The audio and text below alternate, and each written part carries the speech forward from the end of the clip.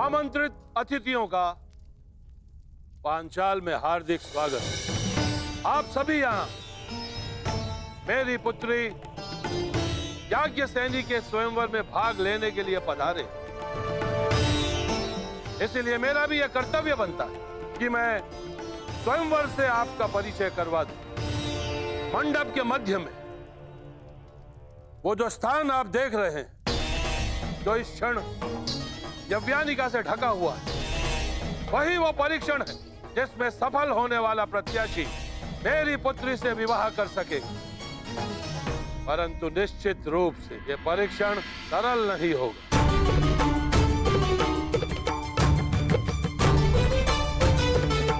अब अधिक विलंब ना करते हुए मैं उसे बुलाता हूं जो इस स्वयंवर की स्वयंवरा है, जो पंचतत्व अग्नि से जन्मी है, याज्ञसेनी पांचाल की राजकुमारी द्रौपदी।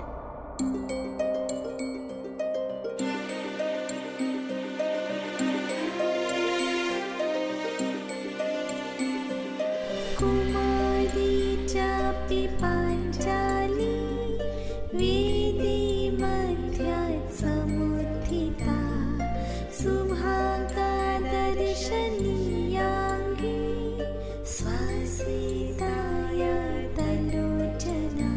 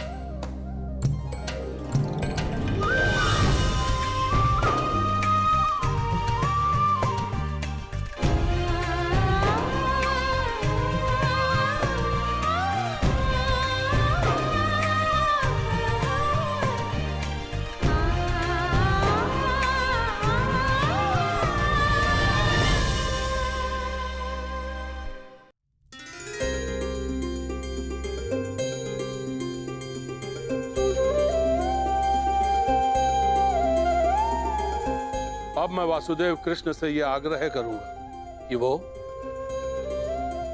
स्वयंवर में होने वाले अद्वितीय परीक्षण का परिचय प्रत्याशियों से करवाएं। आगंतुकों को वासुदेव कृष्ण का प्रणाम। आज होने वाला परीक्षण प्रत्येक योद्धा को स्वयं उसके बल, बुद्धि और कौशल से परिचय करवाएगा। इस परीक्षा में खरा उतरने के लिए प्रतिभागी में विलक्षण गुणों का होना आवश्यक है। उसमें वो बल होना चाहिए जिसे मापा ना जा सके, वो दृष्टि होनी चाहिए जो अदृष्ट के परे देख सके, वो एकाग्रता होनी चाहिए जो किसी में ना हो, और लक्ष्य को बिना देखे भेद सकने का सामर्थ्य भी।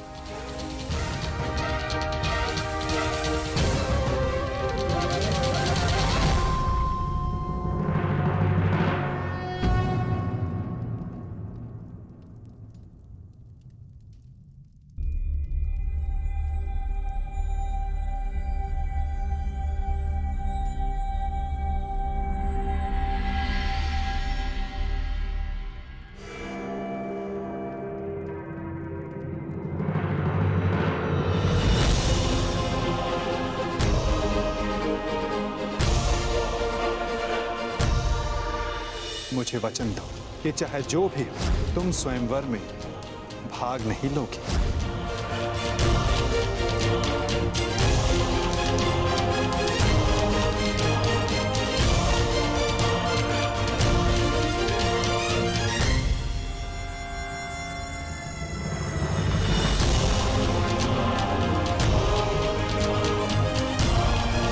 केवल इस धनुष की सुंदरता को देखकर आकर्षित मत होइए मित्रों, चूंकि धनुष है तो लक्ष्य अवश्य होगा।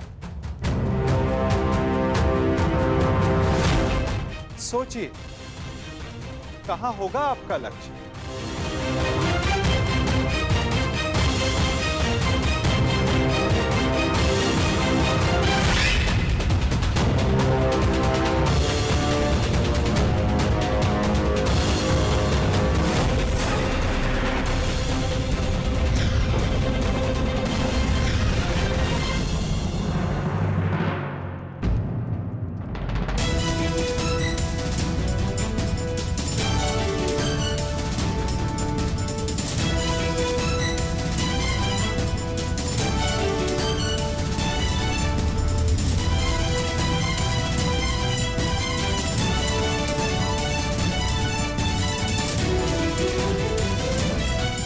इस आकाश यंत्र में स्थित मीन की आंख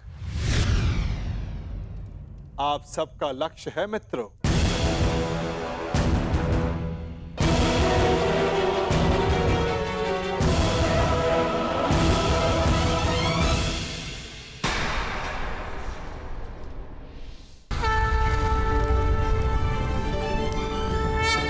इस आकाश यंत्र में स्थित मीन की आंख आप सबका लक्ष्य है मित्रों। संसार के सर्वाधिक शूरवीर और बलशाली यहां उपस्थित हैं, परंतु प्रश्न यह है कि आप में से इस जल प्रतिबिंब को देखकर मीन की आंख का लक्ष्य कौन भेद सकेगा?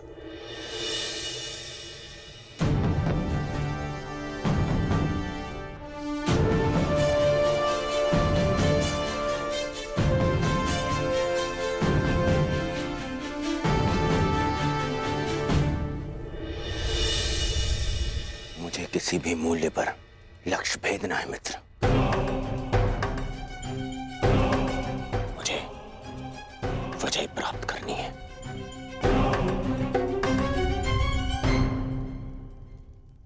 अब मैं क्रम से वीरों का नाम पुकारकर उन्हें परीक्षण के लिए आमंत्रित करूंगा। सर्वप्रथम भद्रराज शल्य।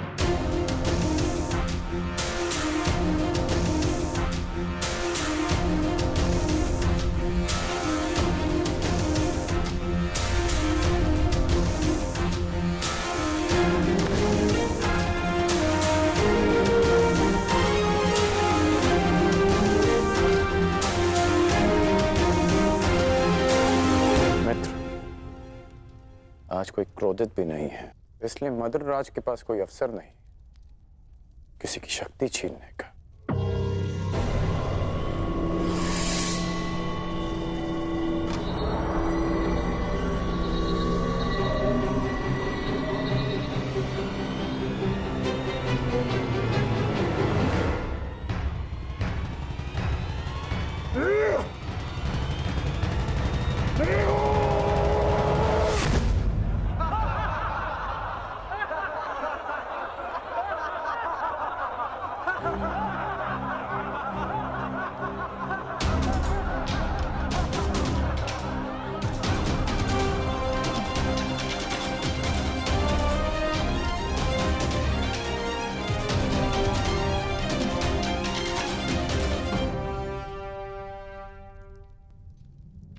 अगले प्रत्याशी काशीराज।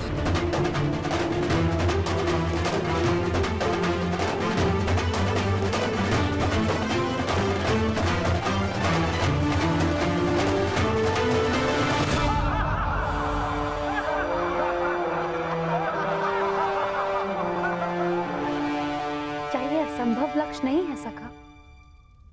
प्रतिबिंब देखकर आकाश यंत्र में घूमती मीन का नेत्र वेदन संसार में भला ये कौन कर सकता है? एक नहीं, 3 पुरुष हैं सखी, जो ये लक्ष्य साध सकते हैं। और वो कौन है? वीर स्त्री का आभूषण होता है सखी। धैर्य रखो, प्रश्न उठा है तो उत्तर भी प्रस्तुत होगा। 3 पुरुष ये लक्ष्य साध सकते हैं सखी। इस सभा में 2 उपस्थित हैं और तीसरा प्रवेश करने वाला है।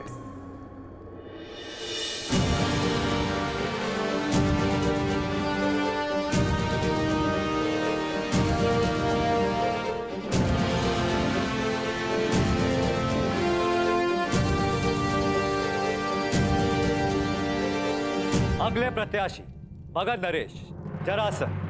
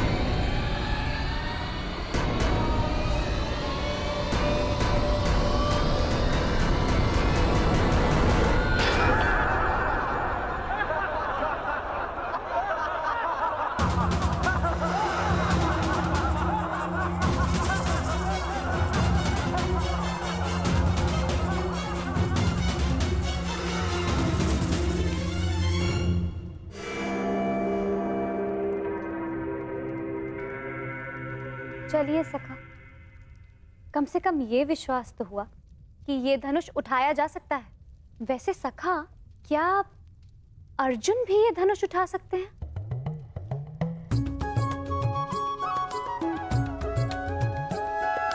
सखा, यदि अर्जुन इस सभा में उपस्थित हुए तब भी मैं उन्हें पहचानूंगी कैसे?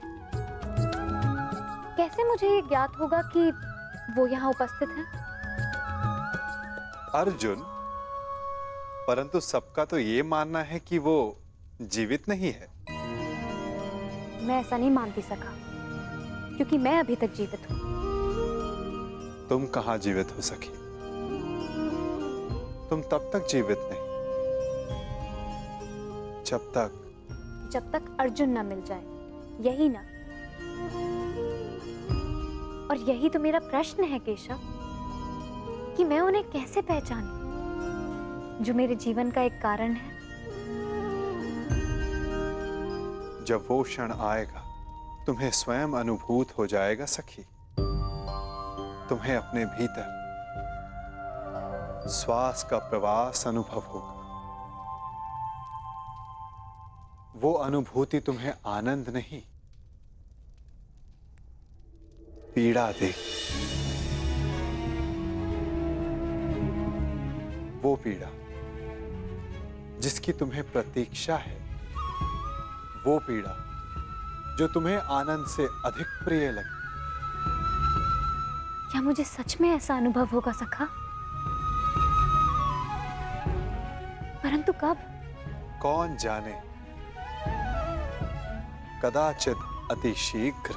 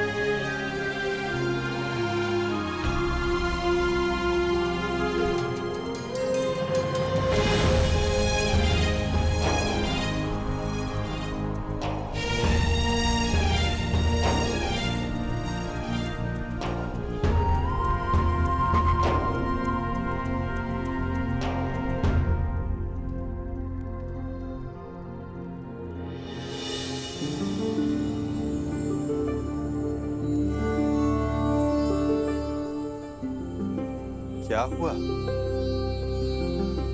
सखा,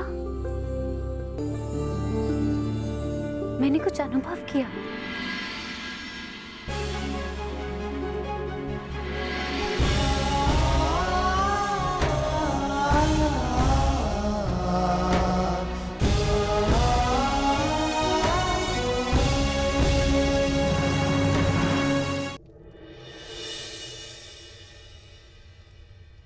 यश भ्राता, वो कौन है जो मेरी ओर देख रहे हैं? जो राजकुमारी के समीप बैठे हैं वो वासुदेव कृष्ण हैं, द्वारकाधीश। हमारे ममेरे भाई भी हैं, परंतु वो तुम्हें नहीं देख रहे। वो स्वयंवर में आए सारे प्रतिभागियों को देख रहे हैं। वो कमल नयन वाले हैं, इसीलिए सबको लगता है कि वो उन्हें ही देख रहे हैं, परंतु नहीं।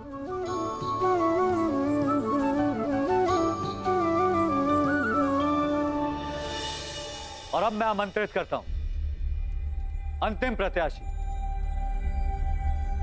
हस्तिनापुर के युवराज दुर्योधन।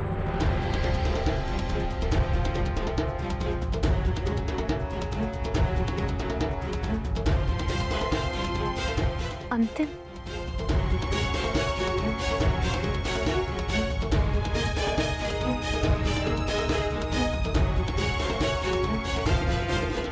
वो दिन कब आएगा जब मैं इस दुष्ट की छाती पर गदा से प्रहार कर पाऊंगा? शांत, ये माता श्री की आज्ञा है, स्मरण रखना। हमें यहाँ पर किसी की दृष्टि में नहीं आना है। हम यहाँ पर स्वयंवर देखने आए हैं और कुछ दक्षिणा ले, बस।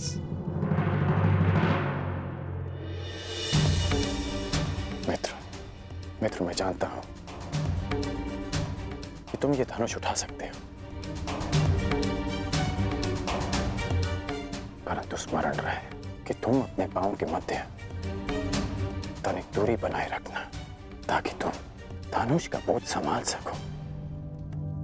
धनुष का एक भाग भूमि पर रखना, ताकि प्रत्यंचा चढ़ाते समय धनुष तुम्हारे हाथ से छूटे ना।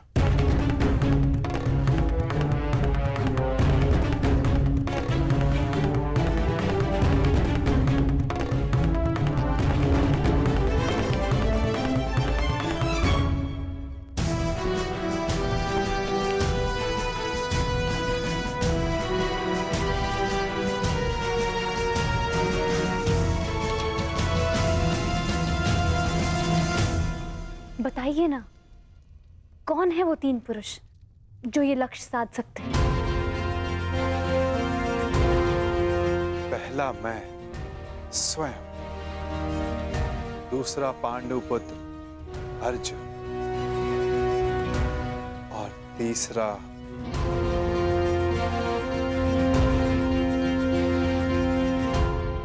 मैं राधेकर। मैंने संधान लक्ष्य देखकर ही किया, आपके नेत्रों में देखकर। कदाचित तीसरे वीर के लिए मैं आपका संकेत समझ गई हूं सखा।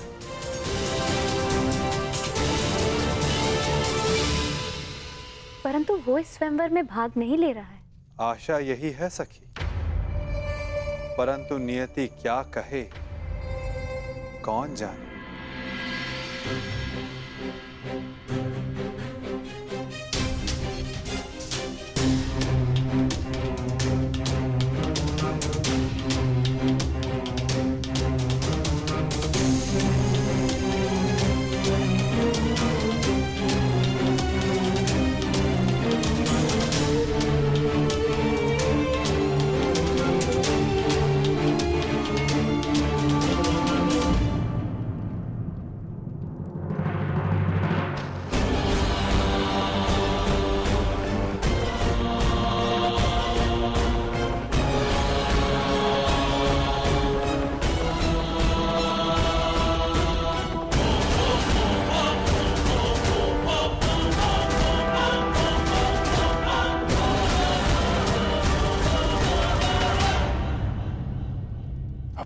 तनाव स्थिर रखना मित्र।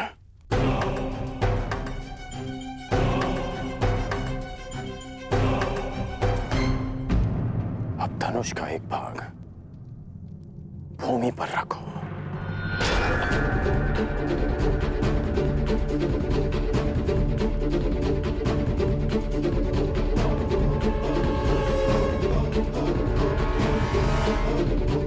बल लगाकर धनुष को मोड़ो।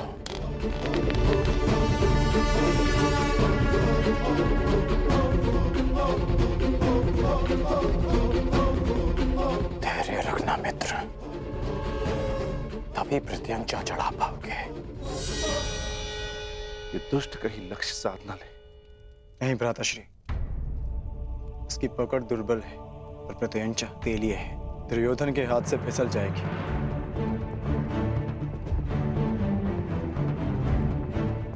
नहीं, एकाग्रता बनाए रखो दुर्योधन। यदि ध्यान भटका तो प्रत्यंचा हाथ से छूट जाएगी।